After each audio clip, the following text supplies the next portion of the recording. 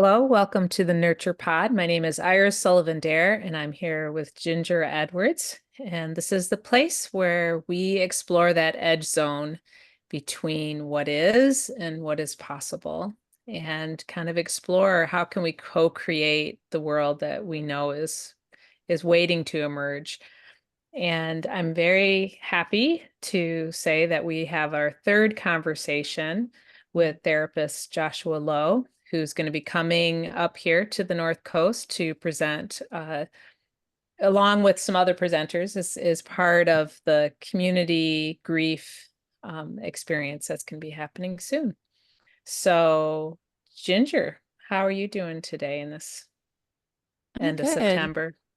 I'm good. I'm excited to be talking about this again. I think it's such a big topic that three conversations barely scratch it, but it feels good to have three times to kind of come at this. So hopefully each time we share about this, it kind of, angles in a way that people can relate to. And maybe that, yeah. So hopefully this conversation just brings out another piece of it. And I always learn so much from you guys. So I'm just excited to get going. And I thought, Josh, we'd start with, I believe it's the fifth gate in Francis Weller's Five Gates of Grief, which is ancestors, which we didn't do much with last time. And I'm interested in exploring that and just kind of hear your take on what that connection means to you. Maybe we'll just start there and see where it goes. Yeah, and I think this is one that is, for me, has been the most mysterious and also one of the most powerful kind of gates for me because I, like a lot of people I know, don't have a clear connection to my ancestral lineage, right? I can name my grandparents, but beyond that, I really don't. So there's a bit of mystery, and we could go into that as well. But the fifth great gate for me is about acknowledging both the loss of our ancestral connection to ritual and language. Often there's a loss in the origins of our cultural connection to the songs and the Mm. ways we engage with community, the ways we understand our place in the world and why we're here. And even as I say that, I get goosebumps. That's really important, powerful stuff to have that connection, and then to have it lost is it's a deep grief. So there's that side, and then there's also for me also there's the ancestral um, grief that's unfortunately gets passed on, right? So the unprocessed, the frozen grief from our parents, from our grandparents, from our great great great grandparents, how that passes on and how it impacts us. And from a psychological perspective, we could say, well, yeah, in my family there's addiction, and in my family there's anxiety, and some people say, well, we have bipolar disorder in family. And one way of kind of understanding that is that the healing and the grieving that's supposed to happen generationally, if it doesn't happen, it's going to get passed on in ways, and it's going to manifest in ways. And that's one way we explain it, right? From these psychological disorders or addiction or things like that. Yeah, that's kind of like an overview of how I see that. Mm. Yeah, that's interesting because when you said things get passed down, all of a sudden it occurred to me like, yeah, of course, like our DNA is imprinted with this grief, right? I mean, it does actually get physically manifested into our bodies. We hold it and then that DNA gets handed down. So it's not even like a thought pattern or a behavioral pattern, but that it's there too, Yeah. but in a physical way, like we carry things from our ancestry, whether we know it or not. Yeah. Well, And I and I, oh, go ahead, Iris. I was going to say, like, literally, the egg that becomes us was formed when our mother was formed. And so, Mm. when was your mother born? So, like, my mom was born in 1936. So, it's like I'm holding this genetic material that was kind of formulated Mm. in 1936, So, it's like, and I mean, and for real, like it's totally epigenetics. Like the study of epigenetics shows that it's like it's yeah. Anyway, I just think it's like we think of ourselves as just beginning spontaneously at our birth, but we're actually beginning spontaneously before our mother was born. Right. Yeah, that's amazing to I put mean, it in just for those. biology. Absolutely. I wanted to add something which often I forget, which is extremely important. So when we talk about the pain that maybe is passed on and the unprocessed grief. We also want to acknowledge the resiliency that gets passed on, right? Mm. Mm. The power that gets passed on and the wisdom. So not wanting to discredit, oh, it's all bad, it's all no, it's we carry this rich tapestry of what's passed on, whether we're aware of it or not. That's my belief. Mm. And one of the things when I used to teach in high school, I would say this when we were talking about culture and the lineage of pain, basically, is because we talk about maybe slavery in the United States, and young people are trying to make sense of, well, does that really impact the current state of affairs? And the simple exercise I would do is I say, close your eyes and just feel into the truth, whether this is true or not. Does your parents have an impact on you? Do they have an influence? And they all go, well, of course. Well, did their parents have an impact on them? Well, of course. And you just go back and back and back. Well, did your great, great, great, great, great grandparents have an impact on their children? Of course. So Mm. there's this lineage, right, that we can't deny just by having a relationship to our parents, right? So Yeah. it's inescapable. And then, I think one of the things that we as a culture really struggle with is the the power of that. And there's so many cultures, past and present, that really understand that we have to sing for the ancestors, because one day we will be ancestors. And don't you want someone to sing for you? That's what, yes, I do. Mm-hmm. Right. So my path of like ancestral healing and connecting to the ancestors, I take it very reverently, and I feel very kind of often lost in the dark because I don't have the cultural teachers that are telling me this is how you do it, and I don't want to steal from other cultures, right? So we're in this kind of orphan kind of zone for a lot of people in the West. It doesn't mean we can't learn and practice and engage. And that's one of the things that I've learned over and over is the more I open my heart to this, more wisdom comes. And I could tell many stories, but that's yeah. So when the landscape of the ancestral landscape of the United States and the Americas in general that have had such a swirling of peoples coming together, I think makes it extra difficult. I mean, I do have some knowing of my ancestral lineage and cultural connections and things, but that's very uncommon, you know, like, people are doing 23andMe to find out who their ancestors are. And that's like imperfect tool, right? So it's like, how does a person who has a lineage that has, you know, 4 or 5 or 6 or 8 or unknowable number of cultural, what would you call it, like tributaries? Mm. It's like, which tributary are you gonna go with? And it's like, and are you, I don't know. Yeah, like I just feel like it's really a place to be very gentle, because and people, if they've been adopted, or if someone in their family has been adopted, then it's like they have this biological ancestral connection, and then they have this cultural ancestral connection, and then they have this land connection to where their bones were literally formed from the nutrients. And then it's, of course, since food is being shipped all over, like the molecules in our body are coming from wherever our food was grown. So it's like this very it's not an easy thing. It's a very different thing for people here than it is for someone that, like my son did a study abroad this summer in Ireland and got to meet relatives that literally live where my family has lived forever. That's a very different connection to the ancestors for them than it is for my son, who is trying to like weed through not just our lineage, but as my partners, and which is super, who knows, filled with unknowables. Mm.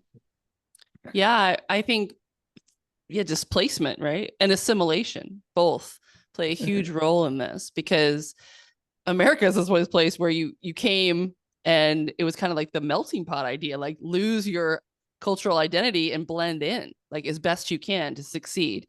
So we have this really recent experiment called this country, and that, my grandparents spoke Polish when they came from my father's side, and then during World War II we're like, yeah, we're not doing that anymore, because anybody speaking a language that sounded like Polish or German was not cool. So you wanted to be as American as possible. So, I didn't get any of that handed down. It was like, let's not do that. That's too ethnic, That's and right. if you see people coming, like the pictures from Ellis Island when people are coming from Europe, and I'm just going to say Europe because, that would be my history. They look so different. Like you could really tell, like when people are from Holland or from Ireland. I mean, like there's cultural dress there. That wasn't very long ago it was so distinctively like, and now we've got this kind of wash of everyone trying to assimilate to, I don't know, even more and more to like a global culture of modernism and individualism and fashion. And like, it's being spread more and more as we have the internet too. I remember I was in Japan at a tea house, and we said we had a tea company. So they're like, oh, we'll come meet the owner. And we sat down, and we're in this very old village in Japan, which is really famous for its matcha. But he proceeded to tell us that he was like the 14th generation of, person who had been pouring tea. I mean, I was just like, it took my brain, my little American brain can't even fathom that. Like his great, came over with the first chest of tea from China. And like, it's what, and here he is sitting right in front of me with all the artifacts behind him that were from those people. And I literally, it felt like Disneyland. I'm like, I couldn't actually sink it in. I was like, there's no way that's like we're really here. Like it kept being like it's so hard to really grasp what he's experiencing when he sits in that tea house. That's right. I have no comparison to that. That's right. Well, and we talk about, in a lot of healing circles, like how to be grounded or rooted. Like that is one of the ways humans have done it. They've rooted to the land, the earth, and then all the, all the ritual and all the ceremony that comes with that. It's the Western, the American, and again, I'm generalizing too, but there is an orphanage kind of in our culture of, and the loss of, your grandfather, your father's parents, they said goodbye to their culture so they could assimilate, so they could be more welcomed here. And whether they were aware of the loss or not, like that, there's a huge loss in that. Yeah. And then your loss and your mom's loss and your father's loss of not having that culture honored and praised and valued, and there's loss in that. And then we, the grandchildren feel the pain of that because we long to feel rooted. That's that's to me like why ceremony and ritual is so powerful, because it's a grounding energy. We call in the ancestors, both from the blood that moves through me and the bones and of the people, and then also from the land, right? The ancestral people who lived on this land, we honor them and welcome them because we are trying to ground to this place, and I think for me, when we talk about like that, both those examples you gave, it's like there's such a longing inside me. Like I can feel the tears rising. Like I long to be rooted in that way. And I would argue that most people, whether they are conscious of it or not, have a deep longing for that. Does that make, do you guys think that's true? Oh, yes. Yeah. Yeah, I do. And I just want to add another layer of grief for Americans, is that we are on stolen land. So we all are very aware of the genocide and atrocities that happened as immigration pushed across the country and displaced and destroyed the people who were in their ancestral lands and had their practices and knew how to relate to Salmon Nation. I mean, here I am sitting, on the Nehalem River, and the salmon are coming, and there's boats out and people do, but where are the ceremonies? Like where's the blessings? Where are the people singing the songs? Where are them doing all the things that happened here for generation after generation, knowing how to weave cedar baskets and knowing how to catch, like all these things are just gone.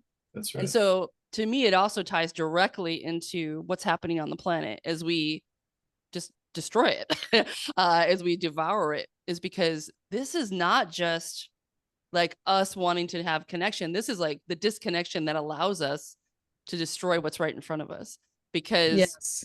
we want to consume, like we want to be grounded by having things, like we want land, right? We want to feel like we have something that's ours, because that feels safe, and like maybe we're, I don't know, grounded in that way. But there's this endless need for it, like it's a hunger that can't be filled.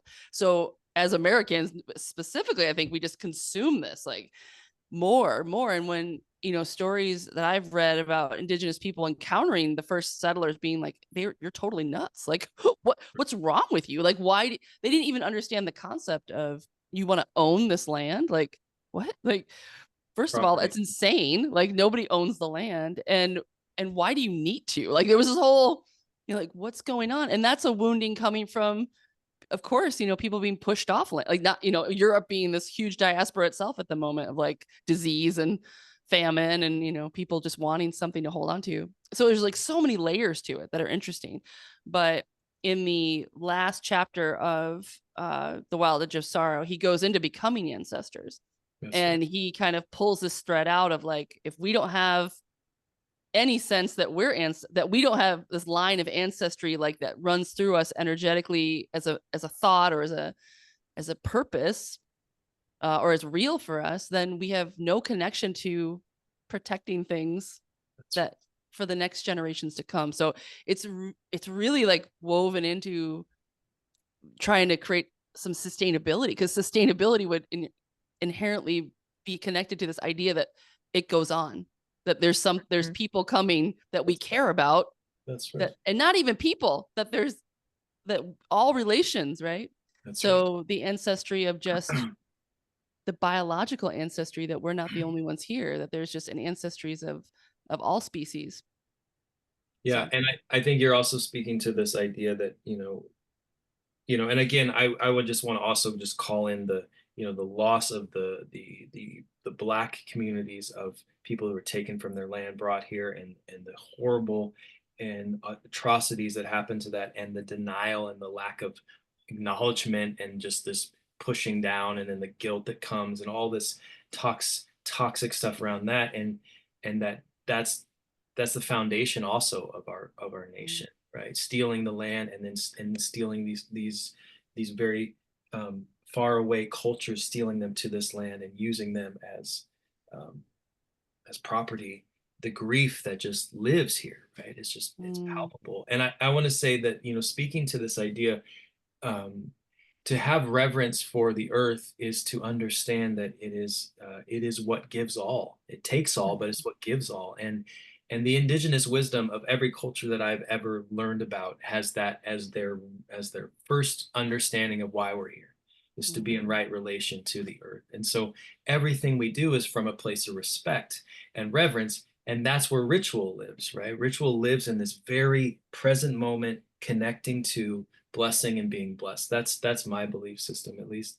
And when we have this culture that really is about taking and doesn't have that understanding, well, then it just perpetuates, the demise of the earth. And, that's again, one of the other gates is the loss of the natural world. And you're like weaving this idea of ancestral loss with this, right? If we don't have the reverence for, the cycle of this place and how we connect to the ancestors and the earth, and how we are in between those two things, we, as lots of indigenous people would say it in different ways, we are walking earth. If we don't understand that, well, then we're lost. And I think, for me, it's the hungry ghost. Like, I need more things because I don't feel whole inside. I feel lost. I feel confused. And so I would just kind of shove stuff in there that just perpetuates. And then here we are, right? So slowing down, taking a moment to acknowledge that, and then it's the I mean, to me, I know I'm a broken record. I know we're talking about grief, but for me, this is like the first thing is to turn to the pain of this and to feel it and allow it to be welcomed as a very real response to what's happening. I know that's easier said than done, but that to me is kind of what we're speaking to. Yeah. Well, and I, the idea that when you talk about ritual, that it creates a container that can, that to hold you while you take that step through that portal, right? Because it's like, there's a lot waiting for us. If you start unpacking this and connecting to this, we need each other in order to face it, I think. I don't think it's it's unnecessarily hard to think of it as an I event versus as a we event. That's right. Like, it's like, I don't know. I mean, just think about like, as you're talking, I'm imagining all of these ancestors who have been untended, and there's just like legions of them. And to think of like opening yourself up to those legions as one tiny, tiny little person, it's like, oh, well, like who would possibly ever, like want to do that, but it's like the realization of like, but together it's like, it's more than just,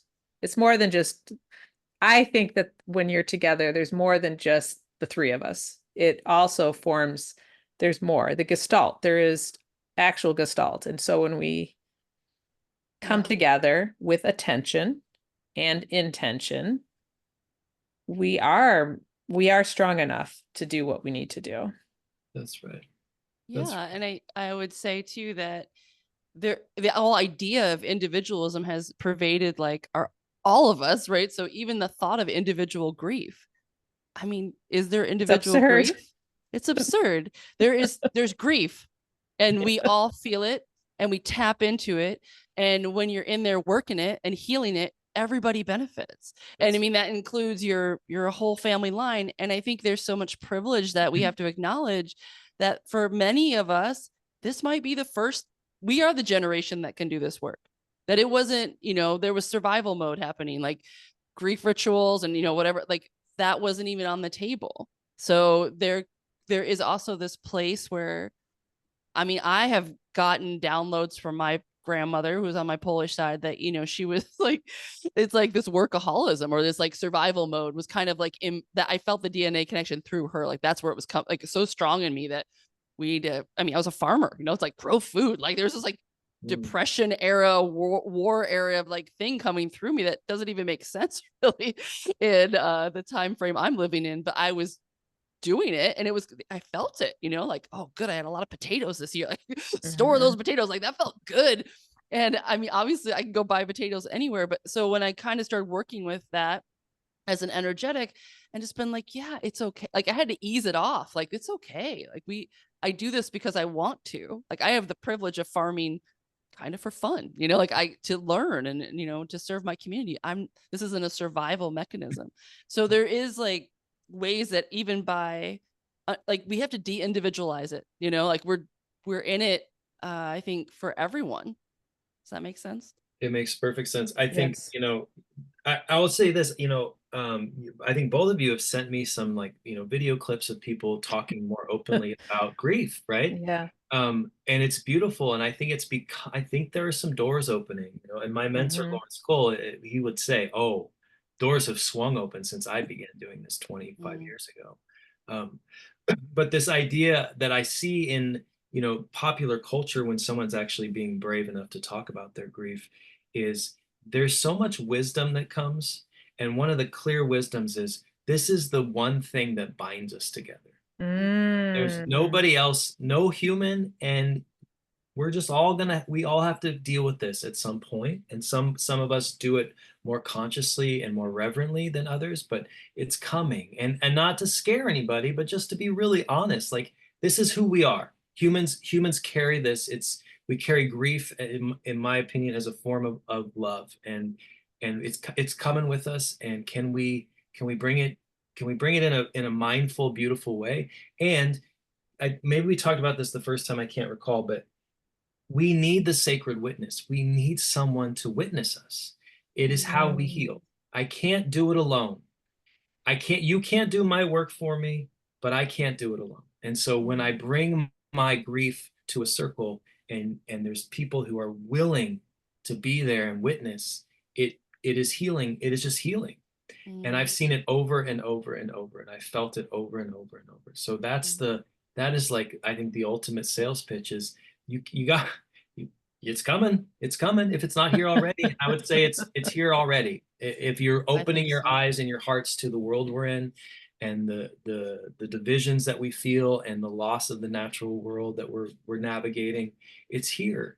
And if you've hit middle age, you start losing friends and you start losing loved ones. And some of us lose loved ones very early on, and but it's here. And can we welcome it? And I think the beauty that Iris, you spoke to about ritual is like, yeah, attention and intention and see what happens when you bring just your open heart. It is not all pain. It is actually, this is what I say, and I probably said it already, forgive me, is this is what allows me to be fully whole. And I never understood that. I was like, well, if I heal my shame and if I da da da da da, it's like, no, if I can grieve and be witnessed, then I feel whole. And then I can be fully human. And I think culturally and in a larger context beyond the United States, and I can only speak with some clarity about my experience as a person from this culture, but is we we have we have gone a long time without understanding how to be whole. And I think what we're speaking to is calling that in. I mean, many people would go much further than that and be like, actually, it's total cultural insanity. Like, we've been living in an insane culture. It doesn't really make any sense to like a lot of the things that we do, this rabid individualism, this denial that there's, collective responsibility to the earth and blah, blah, blah. I mean, and I think we're kind of like becoming sane right now is what we're talking about. Like, we're waking up a little bit. Like, this is not, if we don't change this, we're not going to make it as a species. Like, we're at that gate. Like, we're facing annihilation and replacing ourselves with AI at this point. Like, that's kind of where this incredible, like, mind-based, kind of ego-based consciousness has gone.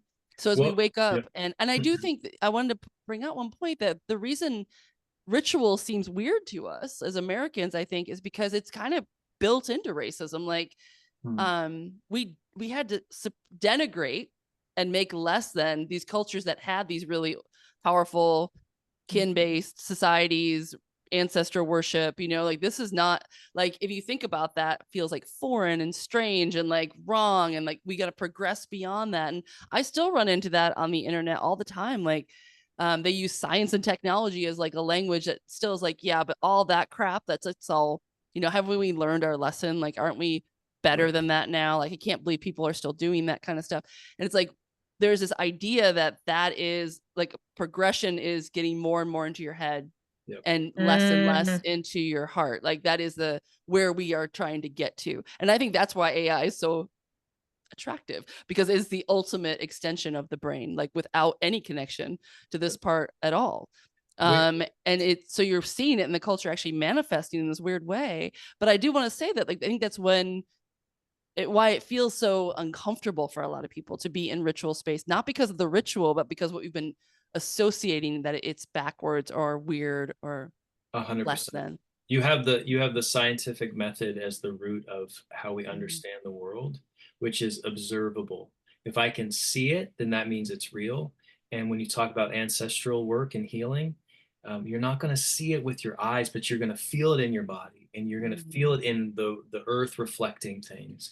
And it's mysterious, and you cannot, you can't touch it or examine it in the way that the Western mind has been conditioned. And absolutely, when you're spot on, Ginger, when we have this rise of AI and technology that's going to save the world, that's what's causing the world to suffer so deeply. And that is what we still have to come up against is, I know a lot of people, when I talk about ritual, they like that word makes me uncomfortable. And so the Mhm. first thing I will do in, especially if I'm like offering something that is in just becoming in tune to ritual space is what is your relationship to ritual? That is the question that we always start with. And it's either I was raised, in a church and they conditioned me and I felt ashamed for who I was, or it's I have no connection to it. And I think it's woo-woo.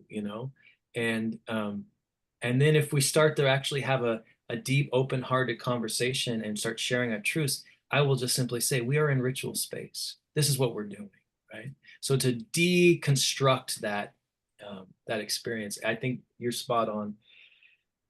And it scares me, honestly, because it is if we don't, again, going back to this reverence for the earth, like if you don't have a deep reverence for the earth, and you don't understand how one would, then you see it as, well, we need to fix it through the technological lens. And if we fall in love with the earth and have this deep respect, we start to tend it in a different way and we start to understand it in a different way. And I think there is a polarity here in the culture. And the people who have power right now are the I live near Silicon Valley, right? Those people have way too much power.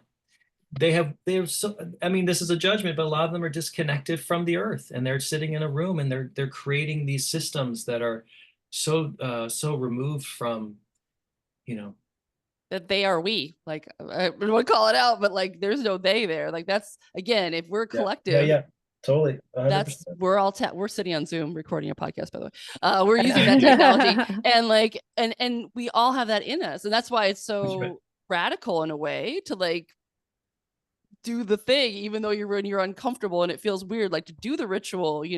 I think one of the reasons I kind of have a space for it that opened up was I studied drumming.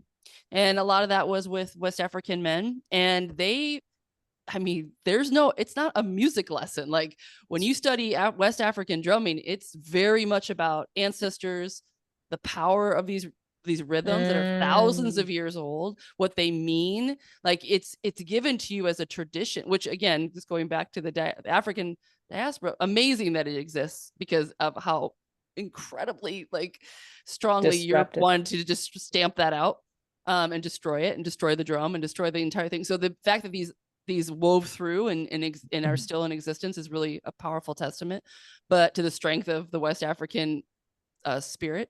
But yeah, it was so interesting. Like music is such a good place to kind of touch these things because you could feel it when you play it. We were playing one rhythm and it's for trance. Like they have very specific rhythms and they affect your brain when you listen to them. And we're just starting to learn more about that now, like just now. But they knew that thousands of years ago. This is how you put people in a trance. You play this rhythm. And we were working on it. We couldn't get it. And then as soon as we got it, it's very complicated, like multiple, one of our drummers just passed out. She just like fell over. And we were like, whoa. And we were like, Oh, we did it. Like we knocked somebody out. But and the teacher was like, good. Like that's exactly that. You wow. feel it now? Do you feel when the thing? And so there was this awareness for me, like, wow, these are just like, wow, no wonder they tried to take these drums away. These are powerful. This is no joke. Like, this stuff is real. I Real. I'm listening to a book right this week called Magic is Real by Dean Radin, who's like the noetic sciences guy. And I feel like it feels pertinent to this conversation because he really articulates really well this discomfort with the the non-material realms and the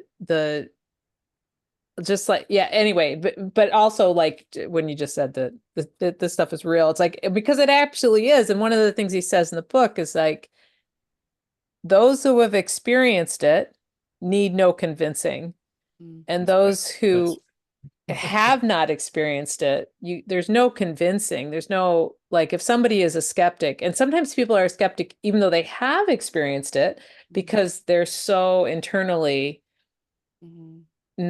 can't accept it. So Yeah.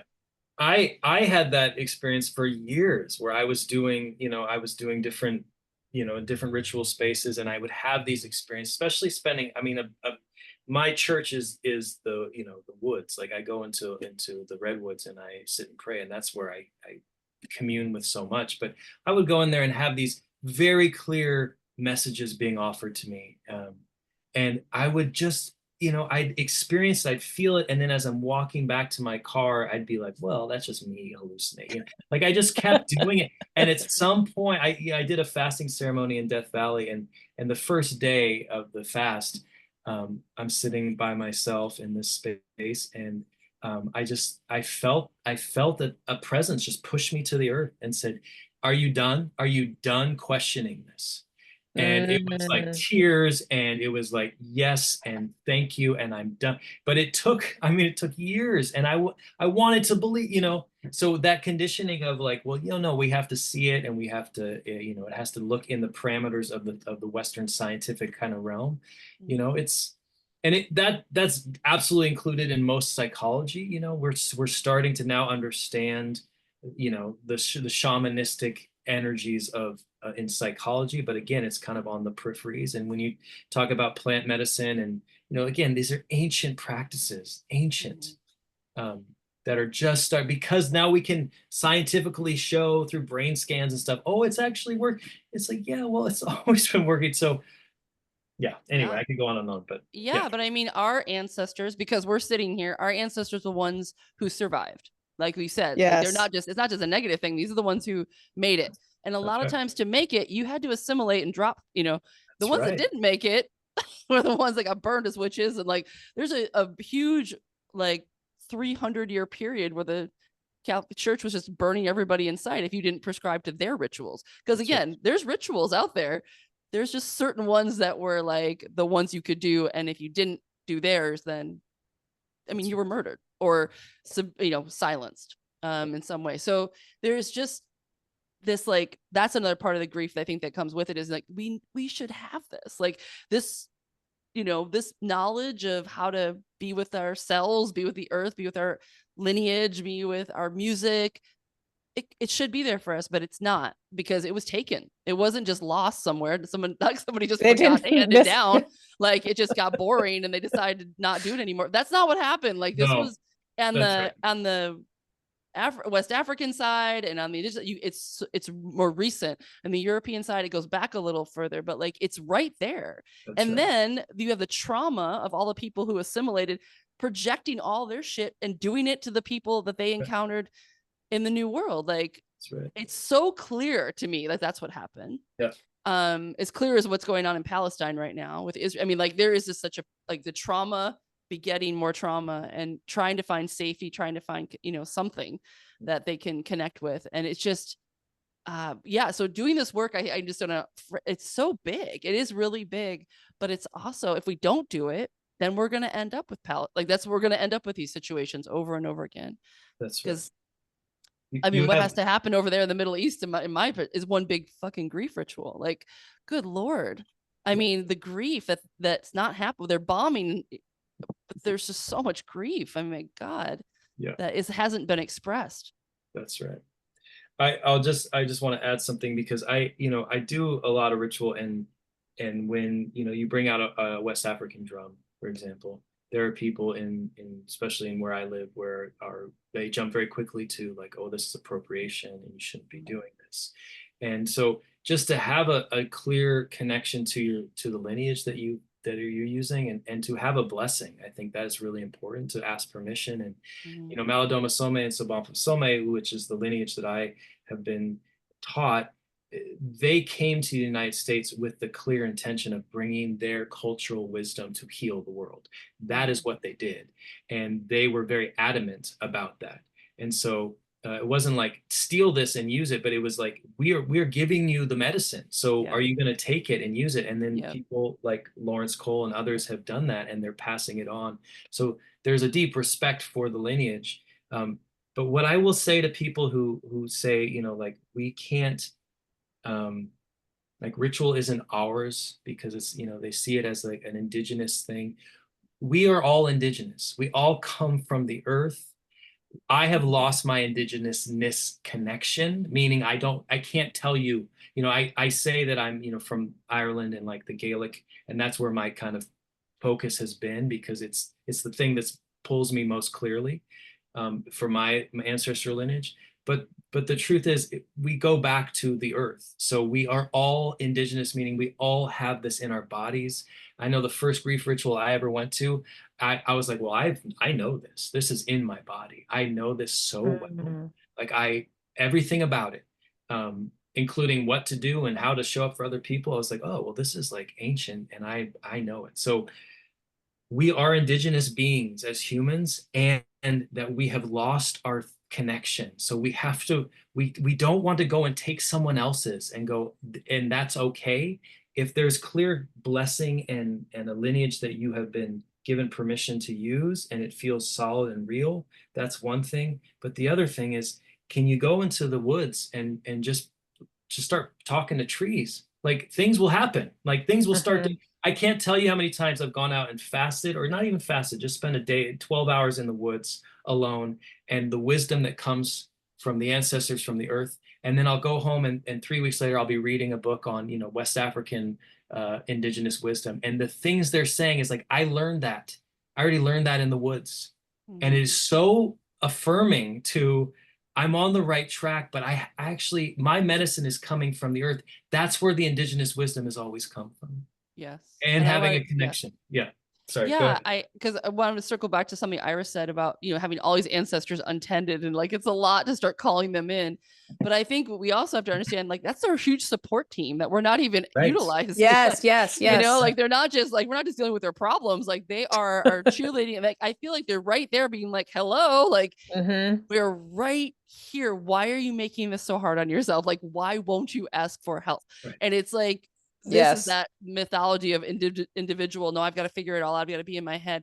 And it's like, man, we could clear this up for you if you would just stop for a second and listen, And I just thought of touch on the idea of cultural appropriation, because I think it's important when you have teachers who, like my drum teachers, they were like, they would show us their hands, and of course they were huge, callous little, crazy looking hands because they've drummed their whole life. They're like, we aren't allowed, like they were griots in their tradition. They weren't allowed to do other work. Like this is why they're on the, like they were given this, like go forth.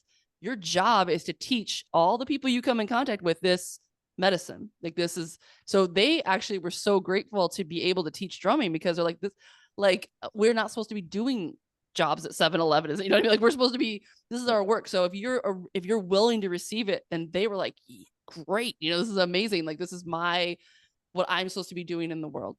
Yeah. And it's in the West because that's where they could send money back home. That's the reality they're in. But it was such a clear, like, please. And I think the appropriation comes in when we go back to that idea of ownership, this weird Western, like, but now it's mine, right? Like, and now I can, it's like, that's not even a concept. Like they're just like, this is a lineage that is healing.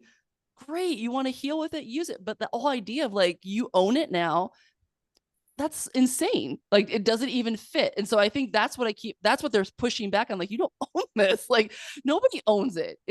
You're missing the whole point. If that's what you think, you've got the certificate now, or now you're a shaman and you get like, no. Like nobody owns this. It's an energy we tap into. Like nobody owns grief. Like we're tapping into a deep well of wisdom. We can all do it. This is my gift. I have the drum, or, I have this, I have, but, and so we're happy to share it. So that's what my feeling about it is, like, if you come from this kind of insane, like now it's mine, and your ego gets all wrapped around it, it's not, it's just a collective healing wisdom that's all cultures have. And if we're listening, nature, of course, is where that's coming from. Like, just, yeah. Well, I think that our society's way of being just in the head, I think it leads to that disconnect. And so it's like, versus when you're just in the head, it's harder to perceive the energy which somebody is bringing something to the situation with. And so when you're like, you feel it when somebody, like if somebody's not sincere, or somebody has got a kind of a grabby energy, or somebody's got like, it's just off some way. Like if you are connected to yourself, you can feel it, right? And I think that people, even when they push that knowledge that they experience away, they still feel it. I don't think you actually can stop feeling it, but I think you can ignore it, right? Yeah. And so, like, I do think that there is a level of, like, how is appropriation, how that impacts things, because is it's a real gray zone. It's not an on off switch. It's because some people are coming towards, like, you thinking about the clothes and like designers going and taking indigenous designs from Laos and then selling them in Milan. It's like that's so it's like a, if there is an on off switch, Colonialism. totally, yeah, totally nasty. But Mhm. then like but then it's like going and spending time with people and and feeling reverence and honor and gratitude and having an actual exchange with somebody from a different culture, and then having like, like, and then it shifts your mind and it shifts your worldview, and you're doing things differently after that experience. Is that appropriation if you're up, like if you've like started meditating after you visited some place where, like, I don't think so. Like I get, and and so it's like it's what is that, like, it's not quantifiable necessarily what people's intent is, but it can be felt, but you can't feel it through the computer Yeah, screen. I think it's just, I really do think it's when the ego gets involved and gets attached to it. Like, this is mine. Like, now this is a thing that belongs to me, that has no place there. This is a shared ground. I think if we just kind of keep coming back, which again is us rolling back to this, mindset of community. Like, this isn't about us owning things or, making it a part of our fashion collection. Like, it's ridiculous. Yeah. Like, it's like it's and also it kind of it just like makes you wonder, like, why, like, if you're having to go take something else, like, it's colonialism. It's that whole mindset of like, we need this, we need all your stuff, and now it's ours. Like, the creativity that's lost in like going into your own self and your own lineage and like understanding what that's about, and then offering your gift. I think it's from a lack of our own sense of our own gifts and our connection to our ancestors that we feel like we need to go take. Again, it's that maw, it's that hungry ghost, right? What Josh said, like, we have to go take because we don't have it for ourselves. So really, one of the most healing things we could do in that direction is to own, like, to go back and really find this ancestral place in ourselves, whether it's actual physical people or just, like you said, Josh, like a sense of the spirit of our ancestors that are present in nature in our bodies all the time. Yeah. I'm thinking about changing my name back to Salkowski, which was my name from my father. I took Edwards as my married name, and it's been a little journey for me because I was like, I have no connection to the name Edwards at all. It's Brigham's name, and I took it because I liked the way it sounded. It just was easier to say. Like literally, like, Ginger Edwards is easier to say than Ginger Salkowski. And like, there's that assimilation, right? It's just like, wow, I don't have to repeat it on the phone. I don't have to blah, Spell blah, it. blah. And also, I come from Detroit, Michigan, which is like Polacks there, where it's a joke. Like, dumb Polack jokes are, I mean, that's just, it's woven into the fabric of, and I never took it that seriously, but it was there, and it's just now that as I'm sitting with this question that I kind of feel my Polish ancestors being like, yeah, like, what's up? Like, why wouldn't you take that name? It's your blood. Like, and it's actually really close. My grandma was the immigrant. And so now I want to go to Poland. And when I go to Poland, I'm like, I want to have Salkowski there because I want to connect with my other cousins and ancestors and relatives who I do not know at all. Yeah. And so it's just like a little piece, that reclaimed. But it was interesting for me to even go down that little personal journey of like, oh, why did I give up that name? And why did I want it to sound more, I don't know, English, assimilate, it's easier. Yeah. It's just like a little little piece that's still happening in the culture. I love that. And now it makes perfect sense. I just want to go back one step to what we were just talking about, which, this idea of taking and using, and I think we're speaking to all the gates. I mean, pretty much always, but I would say that the gate that I think we haven't just named today is the fourth gate, what we expect and did not receive. If I don't get blessed, if I'm not seen and challenged to step into my own personal gifts and my soul's work and my medicine or whatever you want to call it, then I'm desperately trying to find my place in the world. And when you are blessed by your community to be a drummer and you can show your hands and go, this will be my life, it's because the community said, we need you and this is your medicine. And they felt it too. It's not like, no, you're gonna be a lawyer because your grandfather was a lawyer. It's like, no, this is your gift and we see it and we feel it and we need you and we need you to spread this gift. That's such a missing part of our culture. So then we become money oriented, and because we're just desperate to be blessed. And my soul's calling is to hold space for healing. And I've been blessed. I've been blessed by many people. I've felt this in my body since I was a little kid, and then at certain points in my life, I lost it completely. And then there's moments where individuals and then communities were like, no, this is your gift. And that's what allows me to carry it. And I still doubt it.